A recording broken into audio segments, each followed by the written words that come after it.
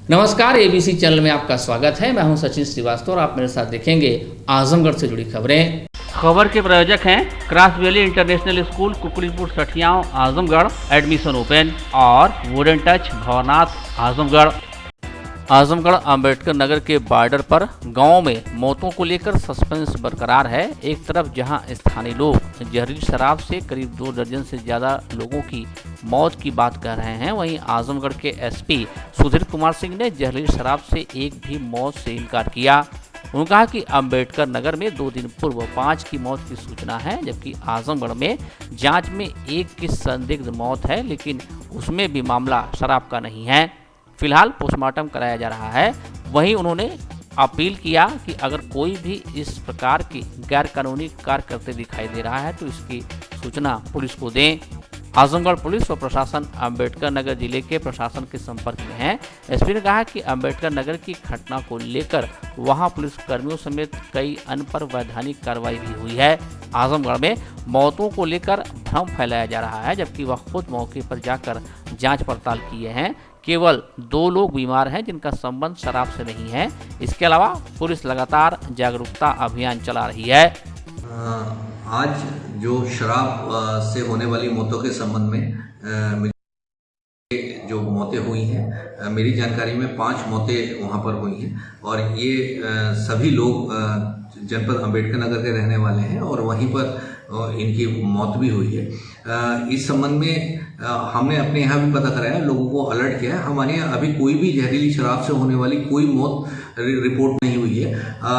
कुछ लोगों द्वारा ये भ्रम फैलाया जा रहा था कि काफ़ी बड़ी मात्रा में लोग जनपद आजमगढ़ के भर्ती हैं। मेरे द्वारा सभी जगह पता कराया गया, केवल 2 लोग भर्ती हैं, वो भी शराब पीने से भर्ती नहीं है और दोनों लोग स्वस्थ है। एक जलालपुर में अपनी बहन के यहाँ है और एक मित्तुपुर के हॉस्पिटल में, लेकिन दोनों लोग का इससे कोई संबंध नहीं है। एक डेथ आज हमारे यहाँ हुई थी, उसका पंचायतनामा भरा गया है और पोस्टमार्टम कराया जा रहा है, वो भी इससे कोई संबंधित नहीं है। और मेरा अपना ये कहना ये है कि वहाँ के डीएम और एसपी भी अंबेडकर नगर के हमारे यहाँ आए थे और इस संबंध में उनसे मेरी वार्ता भी हुई थी। पूरा उन्हें सहयोग किया जा रहा है। उनके यहाँ जो मौतें हुई हैं उसके संबंध में जो वैधानिक कार्रवाई थी, एफआईआर हुई है, वैधानिक कार्रवाई की गई है, कुछ पुलिसकर्मियों के खिलाफ भी कार्रवाई की गई है। हम अपने यहाँ हमने सभी लोगों को जागरूक किया है कि यदि कोई इस तरह का कोई प्रकरण सामने आता तत्काल हमें सूचित करें और तत्काल इसमें उपचार कराएं ताकि उपचार कराया जा सके। और किसी के पास यदि किसी बेचने की किसी को सूचना मिलती है तो उसे हमको अवगत कराएं ताकि वैधानिक कार्रवाई की जा सके। जो ब्रांड की शराब वहाँ पर पीना बताया गया है जिससे लोगों की मौत हुई है, वो कहीं यहाँ हमारे यहाँ कहीं किसी ठेके पर नहीं बिकती है और इसकी पुष्टि जिलाधिकारी आजमगढ़ द्वारा भी की गई है और बाकी इस पर सतर्क दृष्टि रखी जा रही है और सभी लोगों को सावधान किया जा रहा है। मामले में सपा नेता व आजमगढ़ के पूर्व सांसद रमाकांत यादव ने दावा किया कि 20 से 25 लोगों की मौत हुई है। उन्होंने प्रशासन से पत्रकारों के निष्पक्ष कवरेज के दौरान दबाव न बनाने की अपील की और प्रशासन से आरोपियों के खिलाफ सख्त कार्रवाई की बात कही। पूर्व सांसद ने मृतकों के परिजनों को 50 लाख रुपए मुआवजा देने की भी मांग की। देखिए, जो मेरे यहाँ सूचनाएं आ रही हैं आम जनता से, कोई कह रहा 25, कोई कह रहा 30, कोई 35 बता रहे हैं लोग, लेकिन मुझे विश्वास है, अभी पूरी सूचना मेरे पास नहीं आ पाई है, लेकिन निश्चित रूप से 20-25 के ऊपर ही लोग मरे हैं और ये जहरीली शराब पीकर मरे हैं। ये लोकल प्रशासन की लापरवाही से हुआ है और अगर प्रशासन इसको छिपाना चाहता है तो बहुत गलत बात है। छिपाना नहीं चाहिए, जो सही है वो सामने आना चाहिए। देखिए, पत्रकारिता एक निष्पक्ष होती है, जो सही बात होती है पत्रकार लोग उसको रखते हैं, आम जनता के बीच में टीवी चैनल पर, पेपर में रखते हैं, लिखते हैं। तो पत्रकारों के साथ ये सब नहीं होना चाहिए। पत्रकार जो है, जो सही है वो निकालते हैं और निकालने देना चाहिए। उनके साथ कोई दुर्व्यवहार नहीं होना चाहिए, न उनका कैमरा छीनना चाहिए, न उनका मोबाइल छीनना चाहिए। अगर ये है तो ये गलत बात है। फिर क्या प्रदेश सरकार से मांग करते हैं यहाँ प्रशासन के खिलाफ कार्रवाई? प्रदेश सरकार से तो इस लापरवाही की वजह से हम प्रदेश सरकार से मांग करते हैं। गरीब लोग मरे हुए हैं, जिन गरीबों ने सरकार को वोट दे करके सरकार बनवाई है, कम से कम एक परिवार जो मृत्यु हुई है उन एक एक परिवारों को कम से कम 50-50 लाख रुपया कम से कम एक परिवार को देना चाहिए सरकार को। ये हमारी मांग है। और जो यहाँ दोषी अधिकारी हैं उन पर क्या कार्रवाई करनी? नहीं, उनके खिलाफ सरकार कार्रवाई करे, मजबूती से करे, कड़ाई से करे, सरकार कड़ाई करे, और नहीं कड़ाई करेंगे तो फिर घटनाएं घटेंगी। वहीं मामले में आजमगढ़ के पवई थाने के मृत्युपुर पुलिस चौकी के पास ही अवैध शराब के निर्माण व बिक्री की बात स्थानीय लोग कह रहे हैं। उनके अनुसार मोती साव नाम का व्यक्ति काफी दिनों से शराब बनाकर बेच रहा था। इधर लॉकडाउन के चलते शराब की दुकानों के बंद होने से अवैध शराब की बिक्री बढ़ गई थी। एक युवक के अनुसार उसने मोती के यहाँ से शराब खरीदी थी और पी थी, तभी से उसको धुंधला दिखाई दे रहा है। इसके अलावा एक अन्य बीमार ने बताया कि उसने भी उसी मोती के यहाँ से शराब ली थी। कुल मिलाकर दोनों जनपदों की सीमा के गांव में मातम पसरा है, लोग दहशत में हैं। ग्रामीणों का कहना है कि पुलिस की मिलीभगत से जहरीली शराब बेची जा रही थी, इसलिए थाना अध्यक्ष पवई और चौकी प्रभारी मृत्युपुर पर आपराधिक मुकदमा दर्ज हो, नहीं तो हम लोग थाने का घेराव करेंगे। रहे ना पी के दारू दूधा पलटी गए, लेके पहुँचे ना पाए, लाल चला गए, बता दे हाथ नीच के रह गए। दमादो का बोला था केले पी के दारू का बोला था, अपन दूधा पलटी गए, खत्म हो गए। ठीक है, सामने से जी ठीका कहाँ पे है? ठीका वहीं है। अच्छा, दारू कौन दिया था? दारू वही मोती दिए थे। मोती कै रुपए के दिए थे? 150। अच्छा, तुम्हारा नाम क्या है? रवि कुमार। हेलो, बाप का? बाटूराम। जब से पियो तब से दिक्कत हो रही है? बहुत ज़्यादा दिक्कत।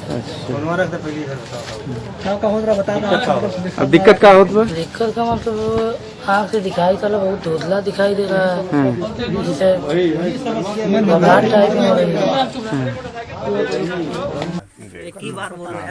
ये थाना इंचार्ज पवई, एक थाना इंचार्ज पवई और मृत्युपुर चौकी इंचार्ज, इन लोगों पर आपराधिक मामला दर्ज होना चाहिए। अगर आपराधिक मामला दर्ज नहीं हुआ, हम लोग पुलिस चौकी और थाना पवई का घेराव करेंगे। अगर उससे भी हम लोग संतुष्ट नहीं हो तो हम लोग आगे के लिए हम लोग कोरोना संक्रमण को रोकने के लिए मुख्यमंत्री योगी आदित्यनाथ के विभिन्न जनपदों के दौरे के क्रम में आजमगढ़ में भी उनके आगमन को लेकर प्रशासनिक तैयारियां तेज हो गई हैं। आजमगढ़ के राजकीय बालिका इंटर कॉलेज में बनाए गए इंटीग्रेटेड कोविड कमांड सेंटर की जांच की संभावना को लेकर यहां व्यवस्था को दुरुस्त किया जा रहा है। वहीं पूरे परिसर के रंग रोगन व सड़क मार्ग को दुरुस्त किया जा रहा है। हालांकि जीजीआईसी पर निरीक्षण को पहुंचे आजमगढ़ के मंडलायुक्त विजय विश्वास पंत ने फिलहाल मुख्यमंत्री के आगमन को किसी प्रकार की सूचना से इनकार किया। मंडलायुक्त ने कहा कि मुख्यमंत्री निरंतर आजमगढ़ मंडल के बारे में फीडबैक लेते हैं और प्रतिदिन यहां से जानकारी भेजी जाती है। अभी उनके भौतिक निरीक्षण के बारे में नहीं जानकारी है। कहा कि आजमगढ़ में कोविड कंट्रोल के लिए तमाम प्रयास किए जा रहे हैं। मेडिकल कॉलेज में ऑक्सीजन प्लांट लगाया जा रहा है, जिसके 25 से 30 मई के बीच में शुरू होने की संभावना है। जैसे ही मशीन आ जाएगी काम स्टार्ट हो जाएगा। शासन की तरफ से जो भी जरूरतों की बात पूछी जा रही है उसको बताया जा रहा है। इसको लेकर प्रशासन की तरफ से मदद की जा रही है। इस दौरान उन्होंने जनपद में अब तक पाए गए कुल मामलों, सक्रिय, रिकवर्ड एवं मृत्यु की जानकारी लेने के साथ ही होम आइसोलेटेड मरीजों के लिए मेडिसिन किट्स की उपलब्धता, कॉन्टैक्ट ट्रेसिंग आदि की बिंदुओं की बारीकी से जांच पड़ताल किया। उन्होंने कंट्रोल सेंटर में ड्यूटी पर तैनात अधिकारियों एवं कर्मचारियों को निर्देश दिया कि कोरोना वायरस की वर्तमान स्थिति को देखते हुए दायित्वों के प्रति पूरी संवेदनशीलता बरती जाए। सूचनाओं के आदान प्रदान एवं उपलब्ध सेवाओं की जानकारी मुहैया कराने में किसी प्रकार की लापरवाही नहीं होनी चाहिए। मंडलायुक्त श्री पंत ने यह भी निर्देश दिया कि कोविड अस्पतालों में भर्ती मरीजों, खाली बेड, ऑक्सीजन बेड आदि का विवरण निरंतर अपडेट रखा जाए। मंडलायुक्त ने निरीक्षण के उपरांत जिलाधिकारी राजेश कुमार एवं अन्य संबंधित अधिकारियों के साथ कमांड एंड कंट्रोल सेंटर में बैठक कर निर्देश दिए कि लॉकडाउन के संबंध में जारी दिशा निर्देशों का अनुपालन सुनिश्चित कराया जाए। उन्होंने पुलिस अधीक्षक यातायात को निर्देश दिया कि वाहन चेकिंग कर निरंतर किया जाए। जो लोग सड़कों पर अनावश्यक रूप से घूमते हुए पाए जाते हैं उनके खिलाफ जुर्माना वसूला जाए। सुसंगत अधिनियमों के अंतर्गत कार्रवाई भी की जाए। इस मौके पर जिलाधिकारी राजेश कुमार ने कहा कि जनपद में स्थिति कंट्रोल में है। इस महामारी के दौरान जनपद वासियों द्वारा बरती गई सावधानी की प्रशंसा करते हुए कहा कि यदि सम्मानित जनपद वासियों द्वारा ऐसी ही सावधानी बरती गई तो 10-15 दिनों में स्थिति में काफ़ी सुधार हो जाएगा। उन्होंने कहा कि कोविड अस्पतालों में बेड की उपलब्धता पर्याप्त है। उन्होंने कहा कि जनपद में ऑक्सीजन सप्लाई की व्यवस्था बहुत अच्छी हो गई है। यहाँ ऑक्सीजन के अभाव में कोई घटना होने की संभावना नहीं है। अधिकारी भी यहाँ पर हैं, सीएमओ साहब और एसआईसी साहब हैं, तो हमने पूरी व्यवस्था देखी है। तो अच्छी बात ये है कि पिछले कुछ दिनों से जो है इन्फेक्शन काफ़ी कंट्रोल में आ गया है। अभी जहाँ पहले जो है 500-600 केस डेली आया करते थे, अब 100-125 की रेंज में है। पॉजिटिविटी भी अब इस समय काफ़ी कंट्रोल में है। और जैसा कि हम लोगों को फीडबैक मिलता है फ़ोन के माध्यम से और जो यहाँ अधिकारियों से और जो कर्मचारियों से बात करके जानकारी मिली है कि सिस्टम्स अब काफ़ी कुछ स्ट्रीमलाइंड हैं। और मेरा ये मानना है कि अगर यही सावधानी हमारे जनपद वासियों ने, सम्मानित जनपद वासियों ने 8-10 दिन तक ऐसी रखी तो हम लोगों के यहाँ जो कोविड का प्रकोप है वो काफ़ी कंट्रोल हो जाएगा। और मेरा मानना है कि 10-15 दिन में स्थितियाँ काफ़ी सामान्य हो जाएगी। सर, ऑक्सीजन और बेड की उपलब्धता हो गई है पर्याप्त? देखिए, इस समय जो मैं देख रहा था तो इस समय हमारे पास बेड्स की उपलब्धता अच्छी है। मतलब इस समय अगर कोई पेशेंट जो है, अगर किसी को ऑक्सीजन बेड की आवश्यकता होगी तो उसे ऑक्सीजन बेड मिल जाएगी और हम लोग कंफर्टेबल स्थिति पे हैं। और जो माननीय मुख्यमंत्री जी के निर्देशन में जो ऑक्सीजन की सप्लाई का मैनेजमेंट करा गया है वो अब बहुत अच्छा मैनेजमेंट हो गया है। तो हम लोग भी प्रयास करते हैं और हमें हर दूसरे दिन या तीसरे दिन हमें ऑक्सीजन मिल जा रही है। हाँ, ये बात है कि हमें मैनेजमेंट करना पड़ रहा है, ऑक्सीजन पर नज़र रखनी पड़ रही है, लेकिन ऐसी कोई बात नहीं है कि ऑक्सीजन के बिना कोई घटना हो जाए, ऐसी कोई बात नहीं। सर, था कब तक कंप्लीट हो जाएगा? वो जिलाधिकारी उसका रेगुलर उसकी समीक्षा कर रहे हैं और प्रिंसिपल मेडिकल कॉलेज भी उसकी समीक्षा कर रहे हैं। तो उसमें इन्होंने पैरेलल काम चालू कर रहे हैं। जो उसका फिजिकल स्ट्रक्चर है उसको उन्होंने अभी तैयार कर दिया है। कितना हो चुका है हमारा फिजिकल बेस बन गया है। प्लांट आना है, उसके लिए सतत संपर्क करा जा रहा है और इस पर शासन स्तर पर भी इस पर रिपोर्ट मांगी गई है। यदि कोई दिक्कत हो रही है तो उनको बताई जाए। हमने उनको अवगत कराया है और मेरा मानना है कि हमारे पास 25 तारीख तक और या 30 तारीख तक ये हमारा प्लांट बन जाना चाहिए, अगर सब कुछ सामान्य रहा। संभावित प्रोग्राम कुछ है इस तरह? नहीं, इसके बारे में तो मैं कुछ नहीं कह सकता, लेकिन माननीय मुख्यमंत्री जी एवं सब लोग सतत संपर्क में रहते हैं और चिंता भी इस पूरे इस आजमगढ़ मंडल की करते हैं। तो रोज़ाना फीडबैक और के बारे में, लेकिन जो उनका भौतिक निरीक्षण है उसके बारे में मुझे अभी कोई जानकारी नहीं है। कोरोना कर्फ्यू के दौरान आवश्यक वस्तुओं की श्रेणी में शराब को भी शामिल किया गया है। जिले में 12 दिन से बंद शराब की दुकानों को खोला गया। प्रदेश सरकार के निर्देश पर लॉकडाउन में बुधवार से शराब की दुकानें फिर से खोल दी गईं। दुकानें खुलते ही शराब के शौकीनों की कतारें लग गईं। शासन ने कोरोना की चेन तोड़ने के लिए लॉकडाउन की अवधि 2 बार बढ़ा दी है। आगामी 17 मई की सुबह 7 बजे तक लॉकडाउन लागू रहेगा। इसके तहत जरूरी सेवाओं से संबंधित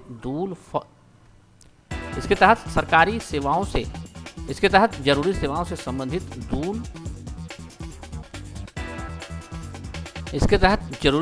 से संबंधित दूध, फल, सब्जी, मेडिकल स्टोर की दुकानें ही खोलने के आदेश दिए गए थे। बाकी दुकानें व परिवहन बंद रखने के आदेश थे। लेकिन अभी लॉकडाउन खत्म होने में 4 दिन बाकी है और शासन के निर्देश पर शराब की दुकानें खोलने का आदेश दे दिया गया। इस पर बुधवार से जिले में शराब की दुकानें फिर से खोल दी गईं। लॉकडाउन में शराब की दुकानें खोलने पर अधिकांश दुकानों पर शौकीनों की भीड़ लग गई। शराब खरीदने के लिए लंबी तो नहीं लेकिन कतारें लगी रहीं। कई जगह तो शराब की बोतलें पहले से लेने के चक्कर में एक दूसरे से आगे निकलने की होड़ भी लगी रही। कुछ ऐसे भी मिले जो एक नहीं कई बोतलें हाथों में लेकर निकलते हुए दिखाई दिए, मानो आज के बाद फिर नहीं मिलेगी। जिलाधिकारी राजेश कुमार ने जीजीआईसी आजमगढ़ में कोविड के मरीजों की सहायता के लिए स्थापित किए गए integrated command and control centre, home isolation कक्ष, कॉन्टैक्ट ट्रेसिंग कक्ष, निगरानी समिति कक्ष, आपदा राहत कंट्रोल रूम तथा अन्य कक्षों में जाकर किए जा रहे कार्यों की जानकारी प्राप्त किया। उन्होंने कोविड एवं नॉन कोविड मरीजों के लिए सभी आवश्यक सुविधाओं की उपलब्धता सुनिश्चित कराने के निर्देश दिए। जिलाधिकारी ने अधिकारियों को निर्देश दिए कि जो भी कोविड से संक्रमित मरीज हैं उनके लिए दवा, ऑक्सीजन एवं बेड की उपलब्धता सुनिश्चित किया जाए। उन्होंने कहा है कि जो कोविड मरीज होम आइसोलेशन में हैं उनकी लगातार निगरानी करते रहें तथा जो भी सहायता की मांग करता है उसे तत्काल सहायता उपलब्ध कराई जाए। जिलाधिकारी ने कहा है कि कोविड से संक्रमित मरीजों के लिए पर्याप्त दवाएं, ऑक्सीजन एवं बेड उपलब्ध है। किसी भी मरीज को किसी प्रकार की परेशानी नहीं होनी चाहिए। आज पूरे देश में कोरोना से हाहाकार मचा हुआ है। वहीं आजमगढ़ में सारथी सेवा संस्थान व्हाट्सएप ग्रुप व फेसबुक के माध्यम से अपना फोन नंबर वायरल करके लोगों की मदद कर रहा है। इसके चलते आए दिन देश के अलग अलग हिस्सों से लोगों का हजारों फोन आ रहा है और सबकी मदद भी की जा रही है। इसी क्रम में आज जब संस्थान के संयोजक विनीत सिंह रेसू के पास फोन आया कि 2 यूनिट ब्लड की आवश्यकता है, तो विनीत सिंह रेसू ने पूरी डिटेल अपने ग्रुप में डाली और ब्लड डोनेट करने की अपील की। इसके पश्चात 2 युवा विवेकानंद व राहुल त्रिपाठी अजमतगढ़ से ब्लड डोनेट करने जिला अस्पताल ब्लड बैंक पहुंच गए। उन्होंने ब्लड डोनेट किया। विनीत सिंह रेसू ने कहा कि हम लोग पूरे देश में टीम बनाकर काम कर रहे हैं और आए दिन सैकड़ों लोगों की मदद कर रहे हैं। सबसे ज़्यादा दिक्कत ब्लड और प्लाज्मा की आ रही है, जिसे हम लोग खुद से डोनर से संपर्क स्थापित करके मदद कर रहे हैं। इस क्रम में आज जब ब्लड की आवश्यकता हुई तो सोशल मीडिया का सहारा लेकर डोनर प्राप्त किया गया और जरूरतमंद की मदद की गई। आजमगढ़ के बवारपुर थाने की पुलिस ने बीते 6 मार्च को कस्बा स्थित सब्जी मंडी से चोरी गई बाइक को बरामद करते हुए वाहन चुराने वाले युवक को अपनी गिरफ्त में ले लिया है। बवारपुर थाना क्षेत्र के गुजरपार ग्राम निवासी महाजन पुत्र शोधन परिवार की आजीविका चलाने के लिए सब्जी का व्यवसाय करता है। बीते 6 मार्च को वह स्थानीय कस्बे के सब्जी मंडी स्थित अपनी दुकान पर बाइक से पहुंचा और वाहन को दुकान के नजदीक खड़ी कर दिया। इसी दौरान उसकी बाइक चोरी चली गई थी। इस संबंध में पीड़ित ने स्थानीय थाने में अज्ञात के खिलाफ रिपोर्ट दर्ज कराई थी। बुधवार की सुबह कस्बा स्थित पुलिस चौकी प्रभारी कमल नयन दुबे को जरिए मुखबिर सूचना मिली कि क्षेत्र के MP इंटर कॉलेज के समीप एक व्यक्ति चोरी की बाइक बेचने के लिए आने वाला है। सूचना मिलने पर सक्रिय हुई पुलिस ने सुबह करीब 7 बजे अलीनगर चौराहे की ओर से आ रहे बाइक सवार युवक को मुखबिर के इशारे पर अपनी गिरफ्त में ले लिया। उसके कब्जे से पुलिस ने सब्जी मंडी क्षेत्र से चुराई गई बाइक बरामद किया। पकड़ा गया आरोपी अबूजर पुत्र मुस्तकीम कस्बे के सिकटी शाह मोहम्मदपुर क्षेत्र का निवासी बताया गया है। Wooden touch Bhawarnath Azamgarh, a complete hardware store. हमारे यहाँ branded plywood, flush door, designer door, PVC door, 4 mica, fancy hardware, kitchen की चिमनी एवं मॉड्यूलर किचन की एक्सक्लूसिव रेंज उपलब्ध। अपने आशियाने में लगाइए 4 चांद, पहुंचिए वुडन टच भवरनाथ आजमगढ़।